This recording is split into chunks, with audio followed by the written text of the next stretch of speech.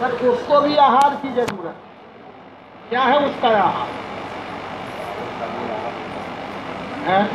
चारों खाने का आहार अब लगाए रहो।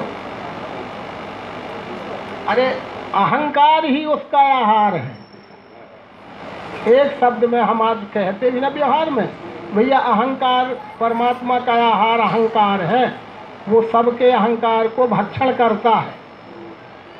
तो इसलिए हम आपको किसी बात का अहंकार नहीं रखना चाहिए, क्योंकि एक दिन वो हमारा अहंकार परमात्मा नष्ट कर देगा, भक्षण कर लेगा और लज्जित होना पड़ेगा। और संसार में धर्म के इतिहास में बड़े बड़े अहंकारी क्या दुर्गति को प्राप्त हुए, उनके अहंकार को किसने समाप्त किया? परमात्मा ने। तो परमात्मा कोई व्यक्ति है क्या? ये समष्टि ही परमात्मा है। यही तो बड़ों बड़ों का अहंकार नष्ट नहीं कर रही है, दिख नहीं रहा है।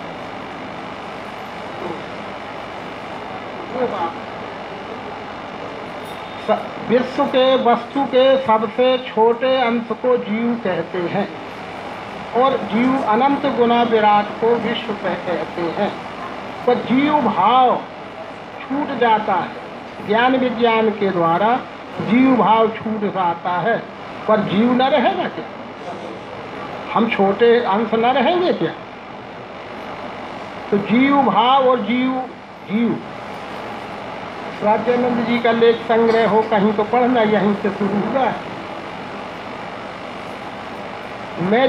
मेरा जीवन रहे, ये यहाँ से संक्षेप बताया देता हूँ। ये गीता में भी लिखा है, जीवनम सर्वभूतेषु, प्राणी मात्र का जीवन मैं परमात्मा हूँ। इसलिए सारी सृष्टि का हर घटक जीवित रहना चाहता है। कौन जीवित नहीं रहना चाहता? क्योंकि वो परमात्मा का स्वरूप है। तो परमात्मा क्या मरता है क्या? इसलिए जीव भी परमात्मा का अंश होने से उसमें भी जीवित रहने की इच्छा क्यों न रहेगी? लेकिन मैं जीवित रहूं, सोचो फर्क आ रहा है। मैं जीवित रहूं, ऐसा हो सकता है? मैं जीवित रहूं तो सभी तो जीवित रहना चाहते हैं। तो वो मैं जीवित रहूं, ये अहंकार अज्ञान से होता है। और सभी जीवित रहें, सर्वे भवन्तु सुखिनः सर्वे सन्तु निरामया सर्वे भद्राणि पश्यन्तु मा कश्चित् दुःखभाग् भवेत्। ये सब सुखी रहें, सब जीवित रहें, ये यथार्थ की इच्छा है। जीवनम सर्वभूतेषु, ये बात। तो जीव और जीव भाव में आए फंसे हुए, खेल सब बिगड़ी। कैसी भूल पड़ी रे मानो, चाहते तो हम सब वही हैं, पर जीव भाव में आए फंसे हुए। जीव भाव यानी अपने 3.5 हाथ के व्यष्टि में आसक्त हो जाना ही जीव भाव। और आसक्ति छूट गई तो हम केवल जीव रह गए, भाव छूट गया।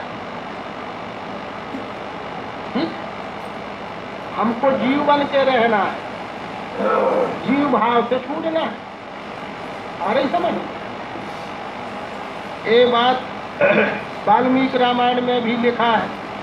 जब हनुमान जी का भगवान राम का पहला परिचय हुआ, जो रामचरितमानस में तुलसीचरित रामायण में जितना लिखा है वो तो जितना लिखा है वो लिखा ही है, पर उससे भी और गहरी बात वाल्मीकि रामायण में लिखी गई है। हमने अपना परिचय तो करा दिया, कौशलेश दशरथ के जाए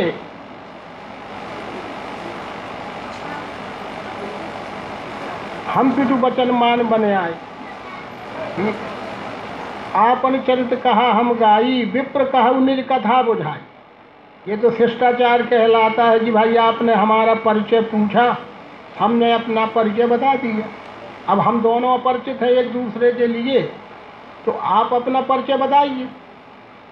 तो भगवान राम से परिचय पूछ रहे हैं हनुमान की, को तुम श्यामल गौर शरीरा छत्ती रूप बनवीरा कठिन भूमि कोमल पदगामी कवन हेतु बिचरहु वन स्वामी आदि आदि।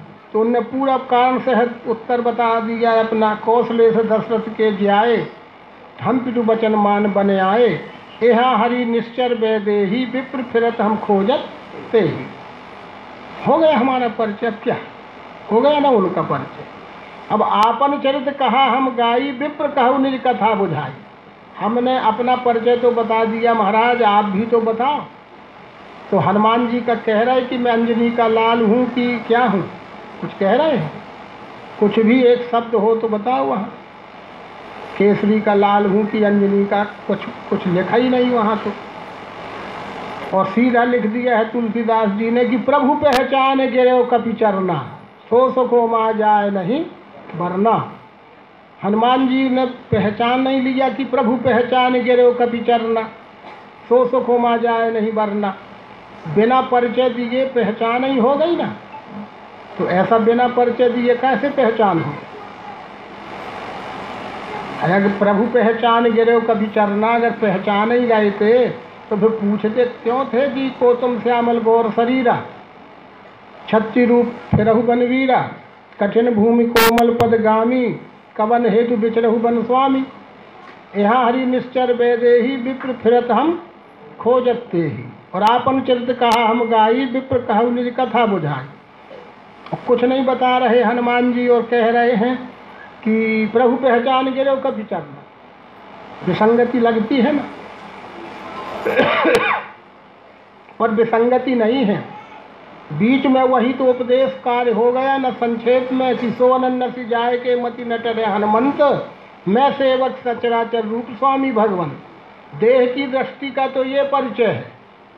हौसले से दशरथ के जाए हम पितु बचन मान बने आए, यहाँ हरि निश्चर वैदेही विप्र फिरत हम खोजते ही। ये तो देह का परिचय है। पर इस देह में ज्ञान का कौन सा गुण है? ये देह है, देहधारी हम सब बैठे हैं ना, इसमें ज्ञान का किसका क्या परिचय है? भाई यहाँ हमारे बीच में कोई मजदूर भी होगा, कोई व्यापारी होगा, कोई हाथ ठेला चला रहा होगा, कोई डॉक्टर होगा, मास्टर होगा। ये ज्ञान गुण के परिचय है ना। तो हम जानते हैं कि अपरिचित व्यक्ति की कौन क्या है। वो ज्ञान गुण का परिचय भी भगवान राम ने अपने ज्ञान गुण का परिचय भी दिया। सो अनन्न सी जाए के मति नटरे हनुमंत, और मैं सेवक सचराचर रूप स्वामी। हकीकत पूछो हनुमान तो हमारा ये परिचय है। ये तो ऊपरी परिचय है जो बता दिया। ये देह धर्म स्थापना के लिए ही है, और इस देह में ये धर्म स्थापना का ये गुण है वस्तु दर्शन कराने वाला। तो फिर तब प्रभु पहचान गिरे कभी चरना। नहीं पहले ही न चरना गिर जाते। कोमल ज्ञान और सांवरे और गोरे पूछने की क्या जरूरत?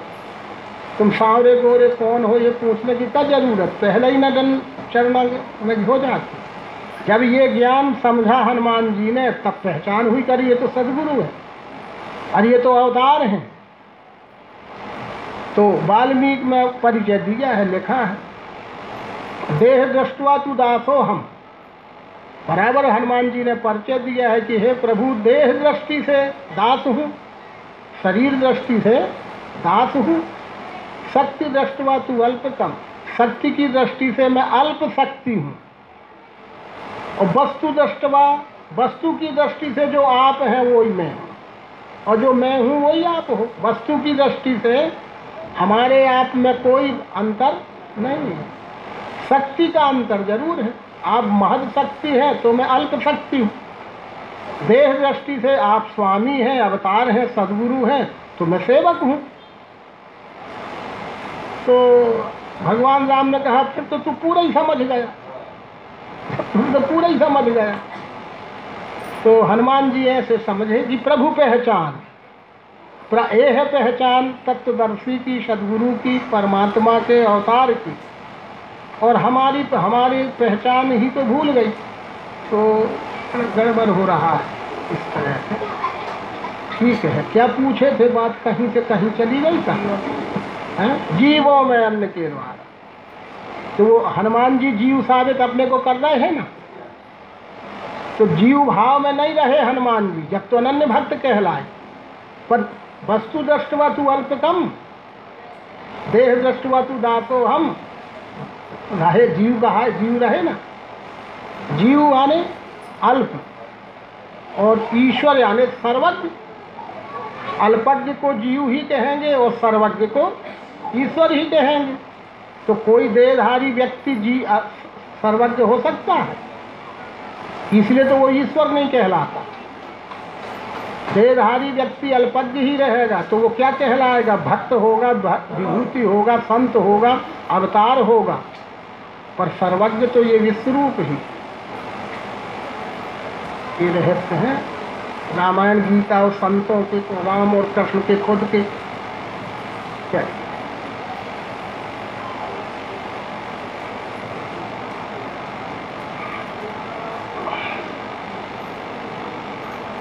अब और कब तक इनसे तब करवाओगे? हुआ कुछ नहीं। लोगों को लगेगा ये कहाँ है, आग लगे तुम्हारी रोटों में, हमारा तो ऊपर ध्यान रखा है रोटों में। और किसी का यदि प्रश्न हो तो 30 सेकंड समय है। हाँ। उसके बाद हम सब महाप्रसाद के लिए प्रस्थान करेंगे। हाँ हाँ हाँ 30 सेकंड का था ना। हाँ आइए बोलन दे, वहीं के सुन लेंगे। हाँ पत्थर हो गए थे, कथाकार लोग बोलते हैं। ठीक है, बैठ जाइए। हाँ हो गए। शांति बनाओ भैया, उनके उत्तर हो जान दो नंदू, उनका उत्तर तो होने दे भैया यार।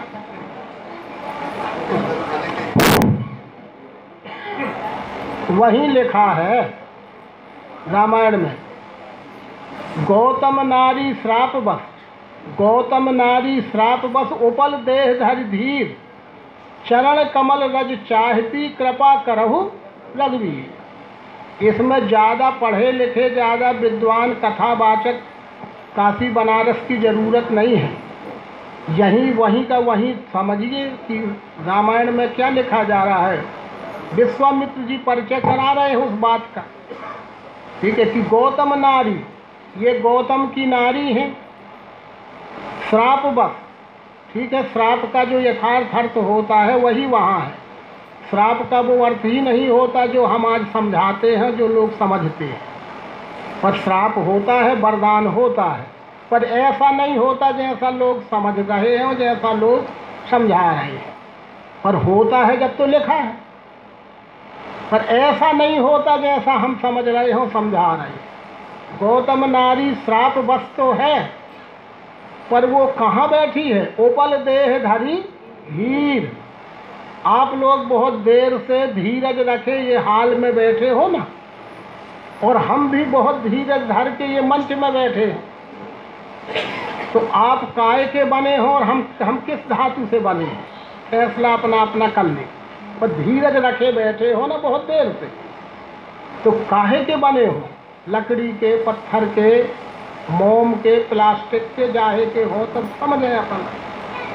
इसी तरह से गौतम नारी श्राप बस ओपल, ओपल कहते हैं पत्थर को ही कहते हैं।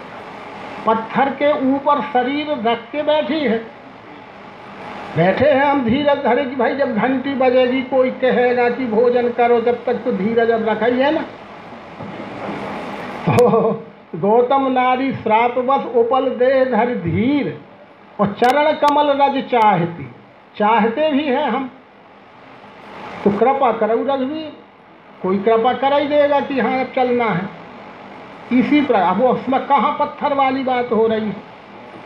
पत्थर पर शरीर रख के बैठा सिद्ध हो रहा है कि पत्थर हो जाना सिद्ध हो रहा है? हमसे भर क्यों कहलाओ? आप भी तो बुद्धिजीवी हो। जो हमारे अंदर है वो ही आपके अंदर है, आपके में भी वही प्रकाश है, हमारे में भी वही प्रकाश है। आप खुद विचार करो ना कि लिखा क्या तुलसीदास जी ने, कौन गुनाह कर लिया? अब तो अनर्थ करने लगे तो अब क्या करे तुलसीदास? गौतम नारी श्राप बस उपल देह धरि धीर, चरण कमल रज चाहती कृपा करहु। क्या ये चाहना सोचना पत्थर में होता है कि जीवित इंसान में होता है? पर जीवित इंसान मंच में बैठा है, जीवित इंसान पत्थर के ऊपर बैठा है, जीवित इंसान झाड़ के ऊपर बैठ सकता है, जीवित इंसान अंतरिक्ष में जा रहा है, जीवित इंसान मंगल में गया है, चंद्रलोक में प्लाट खरीद रहा है जीवित इंसान। तो जीवित आज तो फिर पत्थर में बैठना कोई बड़ी बात है क्या? तो बैठी थी पत्थर में, तुम कहने लगो पत्थर ही हो गई। अब जब पत्थर ही हो गई तो यहाँ जिन्होंने पत्थर समझा दिया तो फिर उनकी मजबूरी हो गई वहाँ कहना केवट के समय की छुअत से लाभ ही नारी सोहाई, पाहनते न काट कठिनाई। महाराज सुना है कि तुम्हारे पाँव में ऐसा कुछ है कि जिसमें पत्थर में छुआ वो महिला बन जाता है। तो हमारी ये नाव तो लकड़ी की है, आपके पाँव लगे तो वो तो महिला बन जाएगी, तो फिर हमारी रोजी रोटी चली जाए। फिर तो कथाएं हैं भैया बढ़ाएं। फिर एक महाराज जी तो ये भी सुना रहे थे कि भगवान श्री राम जब सबरी के आश्रम में गए तो योगी बन दुर्लभ गति जोई, तो कहें आज सुलभ भई सोई, ऐसा कह रहे थे। तो वो कथा ये सुना रहे थे कि बड़ों बड़ों के आश्रम में भगवान राम नहीं गए, सबरी के आश्रम में रास्ता काट के शॉर्टकट रास्ता से चले गए। तो वो सुना रहे थे, हमारी बात नहीं है, हम नहीं सुना रहे। वो सुना रहे थे कि क्यों नहीं गए, सबरी के आश्रम में क्यों चले गए। तो उनकी बड़ों बड़ों के आश्रम में भगवान राम नहीं गए। इसलिए नहीं गए कि वो बड़े बड़े कहलाने वाले लोग अपने दरवाजे में कुछ छोटे बड़े पत्थर भी रखे थे, छोटे बड़े साइज के पत्थर भी रखे थे। तो राम समझ गए कि अनर्थ लगाते हैं, दुरुपयोग करते हैं, हमारे जाने का दुरुपयोग करेंगे और हमको ब्लैकमेल करने वाले हैं ये। उनके यहाँ नहीं गए, सीधे सच्चे सहज भाव की महिला सबरी के आश्रम में पहुँच गए। तो ये हमने अनर्थ किया है तो विसंगति दिखती है। वो संत की रचना है, संत विसंगति में नहीं रहता है, संगतिपूर्ण सिद्धांतपूर्ण लेख लिखते हैं। तो तुलसीदास संत हैं, उन्होंने कोई विसंगति नहीं लिखी है। हमारे समझने में कमी होने से विसंगति हो। तो पत्थर नहीं हुई थी अहिल्या, पत्थर पर बैठी थी। अब आप क्या समझते हो, क्या समझाते हैं, वो अलग बात है। पूछिए नंदू जी अपना प्रश्न, ये अंतिम प्रश्न है। जीवात्मा ने शरीर क्यों धारण किया है और आत्मा और जीवात्मा में क्या अंतर है? हाँ, वो तो एक दो प्रश्न है, कई प्रश्न है। जीवात्मा ने शरीर क्यों धारण किया है, ठीक है। पहले तो यही समझ ले कि बिना शरीर के तो रह ही नहीं सकता, ठीक। स्थूल शरीर के भी चार भेद हैं, स्थूल सूक्ष्म कारण और महाकारण। बिना जैसे भी आप है कहोगे उसका शरीर पहले देखेगा तभी है कहोगे, और वो शरीर के बिना है की सिद्धि हो नहीं सकती ना। मेरे हाथ में कुछ है, बताओ नंदू, कुछ है?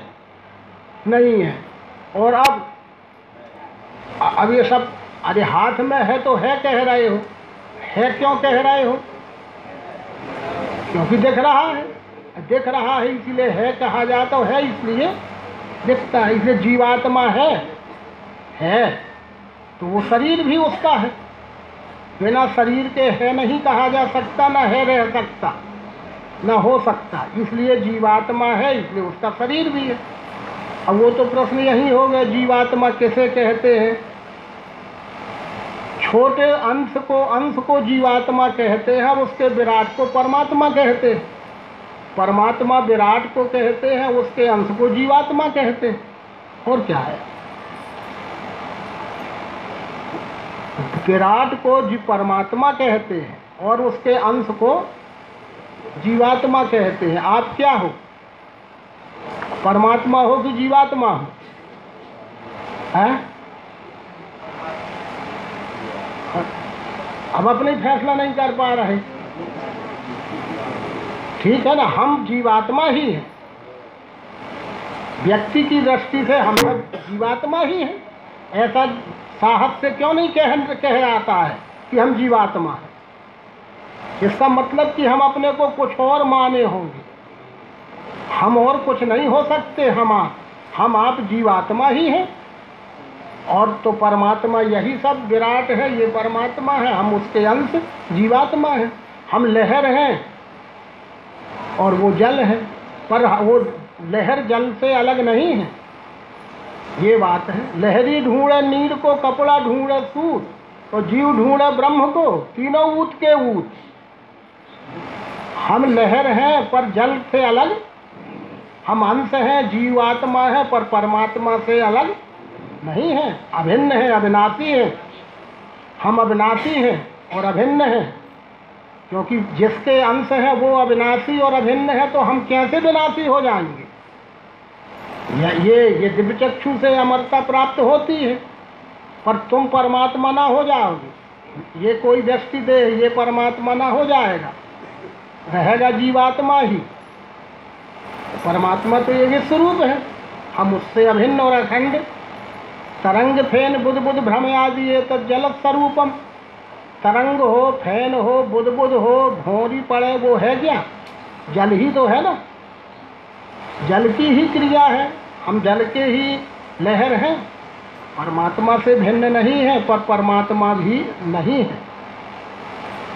कोई एक ये अंगुली शरीर है क्या? तो क्या शरीर से अलग है भी है क्या? तो जैसे अंगुली शरीर भी नहीं है और शरीर से, ऐसे कोई भी धूल का कण भी विश्व से अलग नहीं है और वो कण विश्व भी नहीं। क्या वो कण अकेला विश्व है? तो क्या अलग भी है क्या?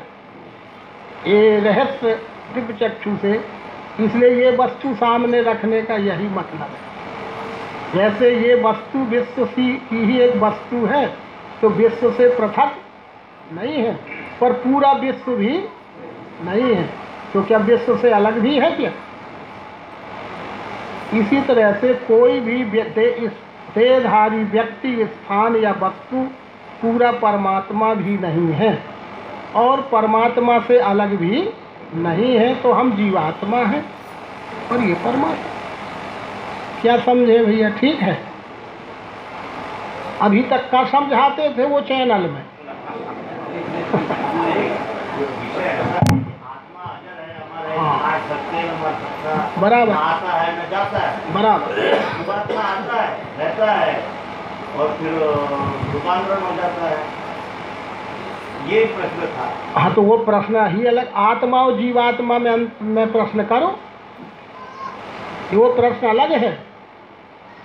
आत्मा और जीवात्मा में क्या अंतर है? यही तो सब गोलमाल है, ठीक है ना। एक आत्मा और जीवात्मा का विषय है वो, ठीक है ना। जो डेड बॉडी है, डेड बॉडी है, उसमें क्या सोचते हो? आत्मा नहीं है क्या? क्या क्या कहना है? आप ही बताओ। जब ये लोग तो अनभिज्ञ हैं, समझो। डेड बॉडी में आत्मा है, किस रूप में है? पर जीवात्मा नहीं है। ये आत्मा और जीवात्मा का अंतर है, ठीक? आ रही समझ में? तो फिर जीवात्मा क्या है? वो 5 ज्ञानेंद्रिय, 5 कर्मेंद्रिय, 5 प्राण, मन, बुद्धि का जो सक्रिय स्वरूप था, वो वासनात्मक रूप, लिंग, शरीर, जीवात्मा वासनात्मक रूप अब उसमें नहीं है। तो डेड बॉडी में आँख लगी है, पर उस आँख में दिखता नहीं। उसमें कान लगे हैं अभी जलाने के पहले तक, पर अब उसके अंगों में कोई हरकत और क्रिया नहीं हो रही है। तो वो उतना नहीं है केवल। तो वो जो उतना कार्य करने वाली बात थी, वो जीवात्मा थी, वो वासनात्मक था, वो नहीं है। पर अस्थि भांति प्रिय आत्मा तो अभी भी ये डेड बॉडी में है।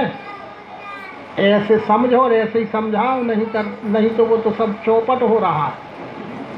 अरे और क्या है भाई? खुद अपन नहीं समझेंगे तो क्या समझाएंगे?